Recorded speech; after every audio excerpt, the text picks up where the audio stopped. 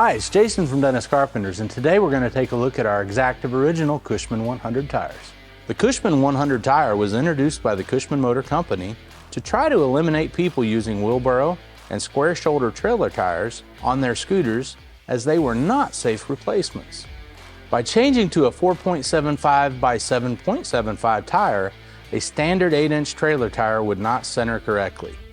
This encouraged users to buy genuine replacements. The Cushman 100 tires were used on many models of Cushman scooters from 1949 through 59, including the 60 series, the Highlanders, and the Eagles. Our tires are made exactly like the originals. They are 4-ply and DOT approved.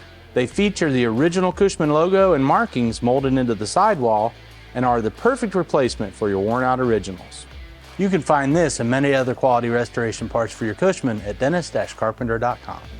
Thanks for watching, and don't forget to like and subscribe and hit the notification bell to stay up to date on our latest releases. You can also follow us on Facebook, Instagram, and Twitter.